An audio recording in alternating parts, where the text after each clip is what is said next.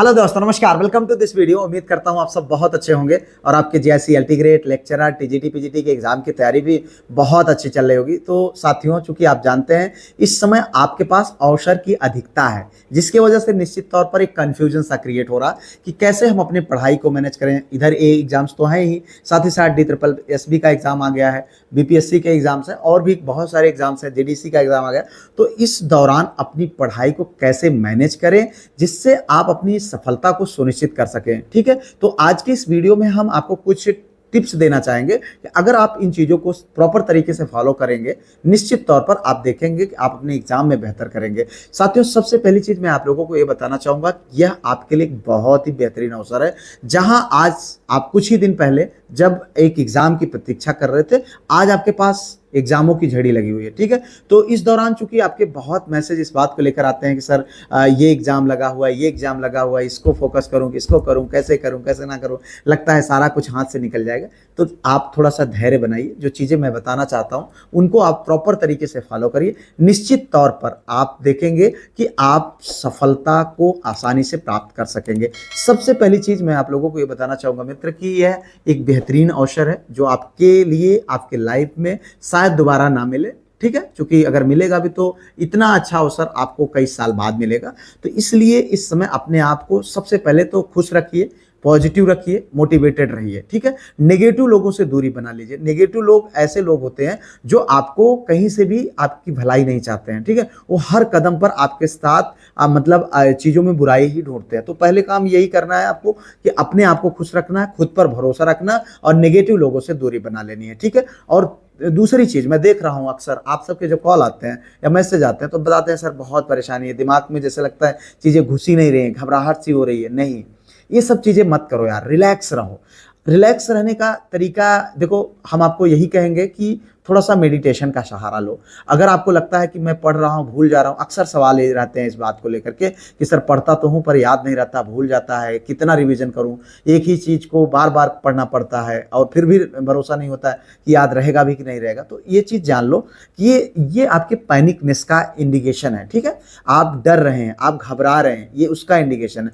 तो इसमें सबसे पहली चीज़ ये है कि आपको रिलैक्स रहना है। रिलैक्स अगर रहेंगे तो आप बेहतर करेंगे। इसके लिए आपको मेडिटेशन करना चाहिए और इन सारी चीज़ों का सहारा लेना चाहिए।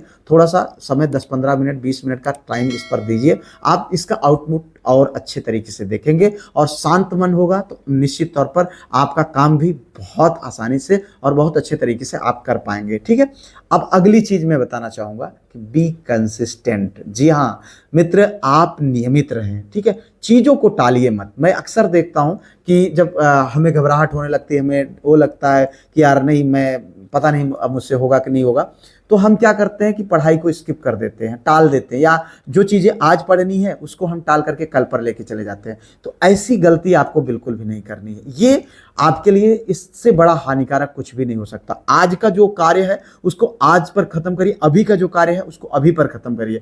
कल पर अगर छोड़े तो समझ लीजिए कि अपने लिए सबसे बड़ा दुश्मन तैयार कर रहे हैं आप।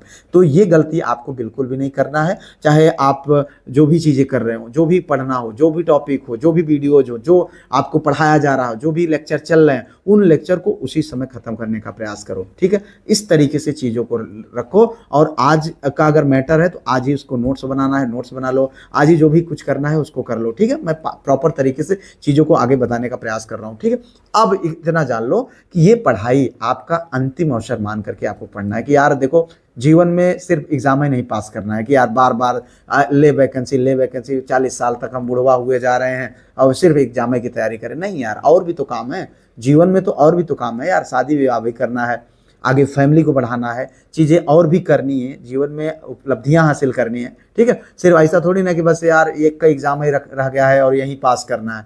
तो इस चीज़ को मान लो कि ये अंतिम अवसर है। इसके लिए हमको जितना भी कुछ करना पड़ेगा हम वो सब करेंगे, बट हमको चाहिए एक नौकरी और कुछ नहीं। ठीक है, अब आगे हम बात करेंगे कि जो पढ़ाई आपको करनी है total according to syllabus, total according to PYQ। ठीक है, आप सिलेबस उठाइए, उसको देखिए कौन कौन से टॉपिक हैं आपके सिलेबस में, आप उनको उस सिलेबस के अकॉर्डिंग ही पढ़ना है। विद्वान नहीं बनना है, स्मार्ट तरीके से पढ़ना है।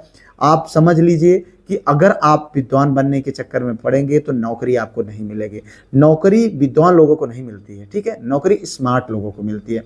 तो बी स्मार्ट, स्मार्ट रहो और स्मार्टली तैयारी करो। निश्चित तौर पर देखना आपको सफल होने से कोई नहीं रोक पाएगा, इस बात को आप समझ लीजिए, ठीक है। और विद्वान तो हम बाद में बन लेंगे, नौकरी मिलने के बाद हम विद्वान बन जाएंगे, उसकी कोई बात नहीं है। लेकिन अभी अभी आपको नौकरी चाहिए तो प्रॉपर तरीके से प्लान करो, प्रॉपर तरीके से सिलेबस को फॉलो करो, प्रॉपर तरीके से PYQs को देखो कि कैसे क्वेश्चन बनते हैं, उसको फॉलो करो, उसके बाद आगे बढ़ो, ठीक है। अब आगे हम बात करते हैं भैया कि देखो, अगर हम पढ़ाई कर रहे हैं तो सबसे पहली चीज है, बहुत इंपॉर्टेंट चीज है कि आप टारगेट बनाओ, ठीक है।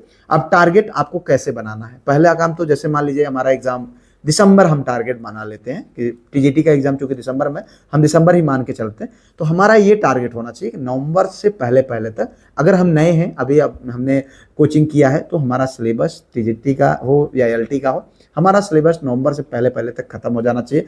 हमको उधर कम से कम 15 से 20 दिन प्रैक्टिस करने के लिए मिलना चाहिए, ये हमारा प्लान होना चाहिए। अगला जो है टारगेट हमारा, 1 महीने का प्लान बनाओ कि 1 महीने में हमको इतने इतने पार्ट को खत्म कर लेना है। फिर अगला जो है आपका होना चाहिए कि अगर हमको 1 महीने में इतना खत्म करना है तो हमको 15 दिन में ये इतना काम पूरा करना है, ठीक है, इस तरीके का प्लान। फिर अगर हमको 15 दिन में इतना करना है तो 7 दिन में, यानी 1 सप्ताह में हमको इतना कर लेना चाहिए। अगर 7 दिन में मुझे इतना करना है तो मुझे पर डे इतना करना पड़ेगा। मतलब टुकड़ों में टारगेट को डिवाइड करो, छोटा छोटा टारगेट बनाओ, अचीव जितना कर लो। ऐसा नहीं है कि एक दिन में टारगेट बना लिया, हमको 20 जो है लेक्चर एक ही दिन में करना है, तो नहीं कर पाओगे और आप फ्रस्ट्रेट हो जाओगे। छोटा छोटा टारगेट बनाओ, लेकिन एकदम पूरा आपका पूरा प्लान होना चाहिए कि हम स्टेप टू स्टेप आगे बढ़ें। ये आप समझ लीजिए, अगर इन सारी चीज़ों को इस तरीके से प्लान करोगे ना, देखना आपके सारे रास्ते धीरे धीरे आसान होते चले जाएंगे। अब उसके बाद जो भी आपकी पढ़ाई चल रही है उसका आप नोट्स बनाओ, जितना भी आपको पढ़ाया जा रहा है, आप कोई भी किताब से आप पढ़ रहे हैं या आप कहीं कोचिंग से पढ़ रहे हैं तो उसका नोट्स आप ज़रूर बनाओ। देखो, आप जानते हो कि आपके प्रीलिम्स और मेंस 2 एग्जाम्स हैं। प्रीलिम्स में तो चलो आप जैसे तैसे करके पास हो जाओगे, मेंस के लिए आपको फैक्ट की ज़रूरत होगी, फैक्ट के साथ साथ आपको कॉन्सेप्ट की ज़रूरत होगी, आपको मैटर की ज़रूरत होगी। तो आप ये ना करो कि हम प्रीलिम्स पास होंगे उसके बाद मेंस के लिए अलग से फिर पढ़ाई करेंगे या अलग से कोचिंग करेंगे, नहीं, साथ में ही चीज़ों को आपको कंटिन्यू करना है। इस बात को आप समझ लीजिए कि अभी आप जो है मेंस के लिए पढ़ाई करिए, मेंस के लिए आप नोट्स को तैयार करिए, लेकिन पढ़ाई आपको प्रीलिम्स के अकॉर्डिंग करना है, यानी फैक्ट वाली चीज़ों को आपको याद रखना है। फैक्ट वाली चीज़ों को हम अलग से शॉर्ट नोट्स में लिख लेंगे, लेकिन सबसे पहले आपका मेन जो है एक कंप्लीट नोट्स आपका होना चाहिए। वो नोट्स आपके लिए सबसे बड़ा हथियार साबित होगा। नोट्स को आपको इग्नोर नहीं करना है। ये सब समझ लीजिए कि सफलता अगर आपको प्राप्त करनी है, इसको टॉप टू द पॉइंट आपको फॉलो करना चाहिए। अगर करते हैं तो निश्चित तौर पर देखिएगा आप अपनी तैयारी को एक अलग लेवल पर लेके जाएंगे। उसके बाद मैं आपको बताना चाहूँगा कि साथियों देखो, सबसे बड़ी चीज़ ये जान लो कि आपको भीड़ से नहीं डरना है। भीड़ ना सिर्फ भीड़ होती है, ठीक है। आप इतना समझ लीजिए कि आपका कंपटीशन सिर्फ आपसे है। जिस दिन आप डर जाएंगे, जिस दिन आप घबरा जाएंगे, जिस दिन आपको लगेगा कि नहीं यार आप मतलब आपसे नहीं होगा, आपसे बेहतर कोई और है, तो कहीं ना कहीं फिर आप पीछे रह जाओगे। आपसे बेहतर सिर्फ आप हो, आपसे बेहतर कोई नहीं है, इस बात को आप जान लीजिए। दुनिया में आप अकेले हो, यूनिक हो, आपका कोई तोड़ नहीं है। इसलिए आप इतना समझ लो कि आप अपने से कंपटीशन करो, भीड़ से डरना नहीं है, घबराना नहीं है, ठीक है। और जिस दिन आप घबरा गए, जिस दिन आप डर गए, उसी दिन आपकी सारी पढ़ाई, सारी मेहनत व्यर्थ हो जाएगी। तो जितनी चीज़ों को मैंने बताया, अगर आप इस तरीके से प्रॉपर तरीके से चीज़ों को आप फॉलो करते चले गए, और निश्चित तौर पर देखिएगा, एक तो पहली बात तो आपकी पढ़ाई बहुत अच्छी होती चली जाएगी। दूसरी चीज़, जब आपकी पढ़ाई अच्छी होगी तो आपका माइंड शांत रहेगा, और जब शांत रहेगा तो निश्चित तौर पर आप अपने माइंड को अच्छे से, चीज़ों को अच्छे से इनपुट कर पाओगे, यानी चीज़ों को अपने अंदर अच्छे से कैप्चर कर पाओगे। जो आप याद करोगे वो लंबे समय तक टिकेगा। नहीं तो घबरा करके चीज़ों को लेके चलोगे तो इधर पढ़ोगे, इधर से निकला जाएगा, फिर पैनिकनेस आएगा, तो फिर मज़ा नहीं आएगा, कोई मतलब नहीं रह जाएगा एग्जाम का, ठीक है। तो ये सारी चीज़ें को आप फॉलो करें, निश्चित तौर पर देखिएगा आप एग्जाम में बेहतर करके आएंगे। फिलहाल इन्हीं सब शुभकामनाओं के साथ वीडियो से विदा लेते हैं। मिलते हैं किसी और वीडियो में किसी और टॉपिक पर। तब तक के लिए जय Hind, Vande Mataram, best of luck.